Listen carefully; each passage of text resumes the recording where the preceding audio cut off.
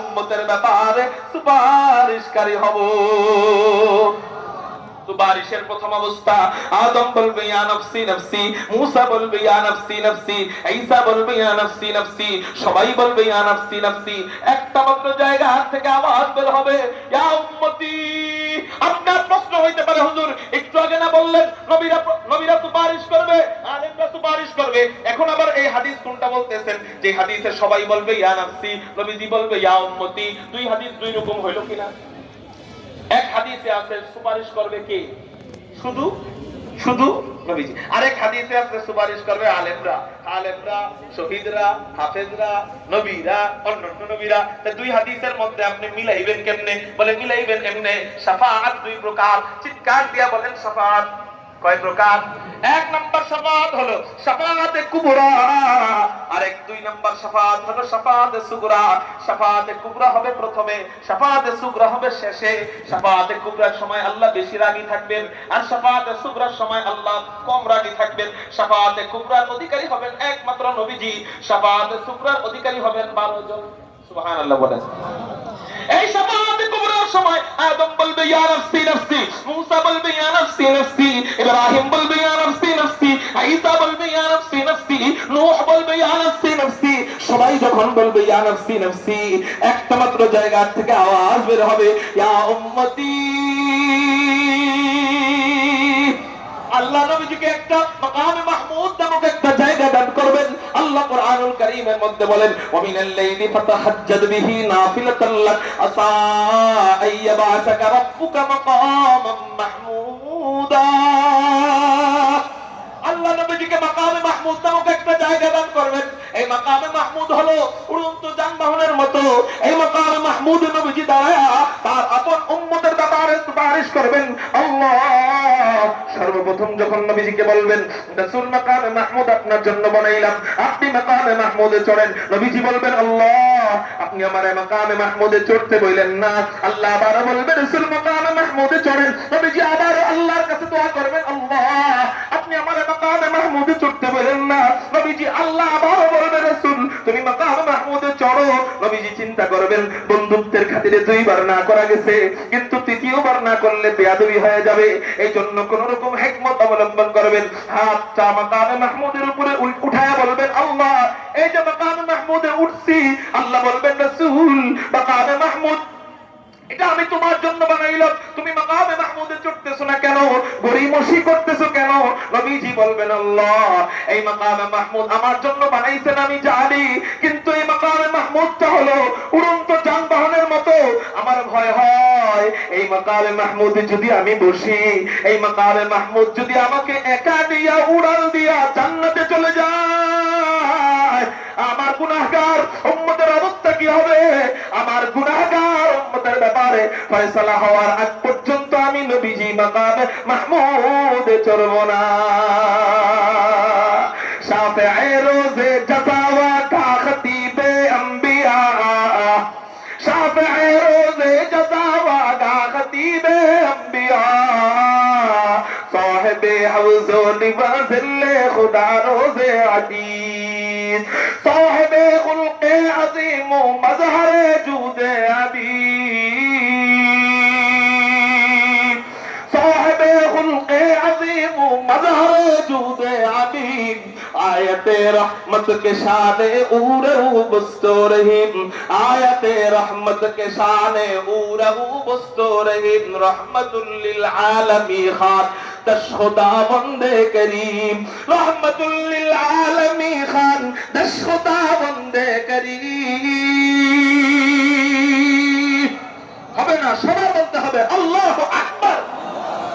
रहमतुल लिल आलमी खान दश खुदा बंदे करीम, खल्क़ु खुल्क़ु क़ौलु फ़िअलु हदीयु समते ओ हमीद, वमा अरसलनाका इल्ला रहमतल लिल आलमीन। একটা গুনাহগার বান্দার জন্য আমার নবী রহমত। জোরে বলেন সুবহানাল্লাহ। মানুষদের মধ্যে 8 নাম্বার শ্রেণী, সংক্ষেপে বলতেছি, মানুষদের মধ্যে 8 নাম্বার শ্রেণী এতিম বাচ্চারা।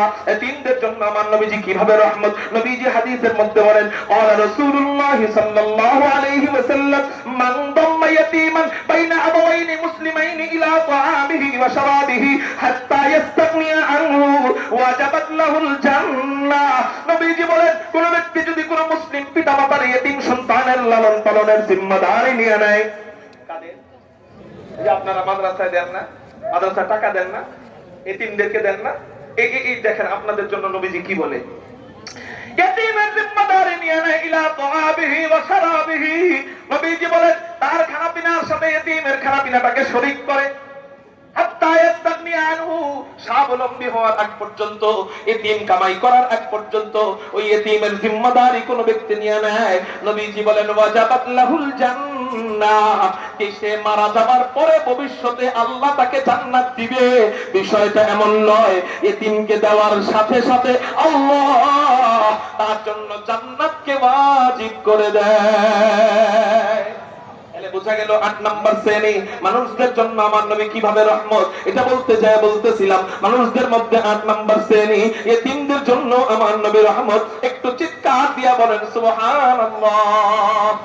9, 10, 11 এই তিনটা শ্রেণী এক হাদিসের মধ্যে পাওয়া যায়। 9 নাম্বার ঘুমন্ত ব্যক্তির জন্য আমার নবী রহমত, 10 নাম্বার পাগলের জন্য আমার নবী রহমত, 11 নাম্বার শিশু বাচ্চার জন্য আমার নবী রহমত। নবীজি ইবনে মাজাহ শরীফের হাদিসের মধ্যে বলেন, রুফিআল কলামু আন সালাসাতিন, 3 ব্যক্তির ব্যাপারে গুনাহের কলম উঠিয়ে নেওয়া হয়। কয় ব্যক্তির ব্যাপারে? 3 ব্যক্তির কোনো গুনাহ নাই। 3 ব্যক্তির কোনো কি নাই? এক নাম্বার ব্যক্তি নবীজি বলেন, আনিন্নাইমি হাত্তা ইয়াস্তাইকিযা, ঘুমন্ত ব্যক্তি যতই গুনাহ করুক আল্লাহ ঘুমের ভিতরের কোন গুনাহ ধরবেন না। ঘুমের ভিতরে যদি শিরকি বাক্য বলে ফেলে, ঘুমের ভিতরে যদি কুফরি বাক্য বলে ফেলে, আল্লাহ কোন গুনাহ লাগবে না। কত জামাই বউ ঝগড়া লাগে, ঝগড়া লাগার পরে খালি মনে চায় তালাক দিয়া দিতে, এমনও আছে ঘুমের ভিতরে কয়ালা তোর 14 বুঝতে তালাক আছে না নাই? আছে। এটা আমি যাই নাই বলছি, আমার এক মুসল্লি এরকম আমাকে বলছিল, হুজুর ঘুমের ভিতরে আমি তালাক দিছি, তালাক হবে কিনা? তো আমি বলছি না, হবে না। কেন হবে না? ঘুমের ভিতরে শিরকি বাক্য বললে আল্লাহ ধরে না, তো তালাক ধরবে কেন? কথা বলে বুঝেন নাই? তো এটা আমার নবীজির বরকতে নবীজি জানায় দিলেন, ঘুমের ভিতরের কোন গুনাহ আল্লাহ লেখেন না। তাহলে বোঝা গেল একজন ঘুমন্ত ব্যক্তির ব্যাপারও আমার নবীজি ভুলেন না। একজন ঘুমন্ত ব্যক্তির জন্য আমার নবী রহমত। একটু চিৎকার দিয়ে বলেন সুবহানাল্লাহ। 10 নাম্বার সমাজের সবচেয়ে নিকৃষ্ট তুচ্ছ ভাবা হয় যে শ্রেণী, এই শ্রেণীটা হলো পাগল। জোরে বলেন কি? ফকিররেও দেয়, পাগলরেও কেউ দেয় না, ঠিক না? অথচ যেই পাগলরে কেউ দেয় না সেই পাগলরে খাওয়ায় কে? পাগল চাইতে পারে কারো কাছে? পাগল আল্লাহর কাছে চাইতে পারে। ওই পাগলরে যদি আল্লাহ খাওয়াইতে পারে, আমি যদি সুদ বাদ দিয়া ঘুষ বাদ দিয়া আল্লাহর কাছে চাইতে পারি, আল্লাহ আমারে কেন খাওয়াবে না? এটা পাগলরে যদি আল্লাহ খাওয়াইতে পারে, আমাকে কেন খাওয়াবে না?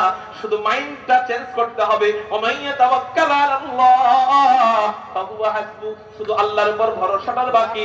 এই ভরসা যদি একবার আল্লাহর উপর হয়ে যায়, যেই আল্লাহ চাওয়া সারা পাগলরে খাওয়ায়, যেই আল্লাহ চাওয়া সারা পেটের বাচ্চাকে খাওয়ায়, সেই আল্লাহ চাইলে তোমাকে কেন দিবে না? পাগলের ব্যাপারে নবীজি বলে, আরে সুবহানাল্লাহ, পাগলের ব্যাপারে আবার রহমত বর্ণনা করা লাগে কিনা? বলে হ্যাঁ, দয়াবান না সব জায়গায় দয়া করে। মায়ের একটা সন্তান ইঞ্জিনিয়ার, আরেকটা সন্তান ডাক্তার, আরেকটা সন্তান ডক্টর, আরেকটা সন্তান প্রতিবন্ধী। মা যখন গোস্তের টুকরা বাড়ে, ডাক্তাররেও দেয় 5 টুকরা, ইঞ্জিনিয়াররেও দেয় 5 টুকরা, আর ওদিক দিয়ে ব্যারিস্টাররেও দেয় 5 টুকরা, প্রতিবন্ধীরে দিবে 2 টুকরা। কেন দিবে না? ও প্রতিবন্ধী হোক, ও তো আমার সন্তান। নবীজি বলে, আরে পাগল, ও পাগল হোক, ও তো আমারই উম্মত। সবাই যখন ওরে ভুলে যায়, আমি তখন ওর ব্যাপারে জান্নাতের সার্টিফিকেট দিয়ে গেলাম। নবীজি বলেন, ওয়ানিল মুবতালা হাত্তা ইয়াবরা, একজন পাগল যতই গুনাহ করুক আল্লাহ ওর কোনো গুনাহ লিখবেন না। এমনকি এই হাদিস থেকে বোঝা যায়, কোন ব্যক্তি যদি জন্মের পর থেকে পাগল হয়, মরণ পর্যন্ত পাগল থাকে, পাগল অবস্থায় মারা যায়, আল্লাহ ওই পাগলকে কোনো গুনাহ তো লেখে নাই, ওর তো কোনো গুনাহ নাই, আল্লাহ ওই পাগলকে নিষ্পাপ শিশু বানায়া জান্নাতে ঢুকায়া দিবে। আমার নবীজি যখন রহমত বিলায় সমাজের সবচেয়ে তুচ্ছ যে তার ব্যাপারেও আমার নবীজি ভুলেন না। সুবহানাল্লাহ। কয় নাম্বার শ্রেণী গেল? 10 নাম্বার। 11 নাম্বার শ্রেণী শিশু বাচ্চাদের জন্য আমার নবীজি রহমত। নবীজি বলেন ওয়ানিস সাবী হাত্তা ইয়াকবুরা, ছোট বাচ্চা যতই গুনাহ করুক আল্লাহ ওর কোনো গুনাহ লেখেন না। উল্টা কথা আরেক হাদিসে নবীজি বলেন ছোট বাচ্চা কোনো গুনাহ করলে, সওয়াবের কাজ করলে ওই সওয়াবকে আল্লাহ কয় ভাগ করেন? সওয়াবের কাজ ছোট বাচ্চা করলে কয় ভাগ করে? এক ভাগ কারে দেয়, আরেকবার কারে দেয়? হ্যাঁ, নবীজি কেমন রহমাতুল লিল আলামিন খান, দশটা বন্দে করিম রহমাতুল লিল আলামিন খান। আমরা তো খালি এতদিন চাই নাই আসছি নবীজি রহমত কিভাবে ভাঙ্গা ভাঙ্গা রহমত, আমরা এতদিন একটু অনুধাবনের চেষ্টা করি নাই। আজকে ইনশাআল্লাহ আশা করি অনুধাবন হচ্ছে। কি বলেন ইনশাআল্লাহ? আলহামদুলিল্লাহ। নবীজি বলেন ওয়ানিস সাবী হাত্তা ইয়াকবুরা, ছোট বাচ্চা গুনাহ করলে গুনাহ লেখা হয় না, সওয়াবের কাজ করলে সওয়াব লেখা হয়। আপনি মনে মনে বললেন তো এটা আমার কি লাভ, আমি তো বড় হয়ে গেছি, আমি তো ছোট বাচ্চা নাই, তো আমার কি লাভ? আপনার কি লাভ শুনেন? ছোট বাচ্চারা নাবালেগ অবস্থায় মাদ্রাসায় দিয়ে দিবেন, ও হাফেজ হবে, কষ্ট করে সব দিবেন আল্লাহ আপনারে আর আপনার পরে। এক মুফাসসির বলেন যে একটা বাচ্চা হাফেজ হইলে এক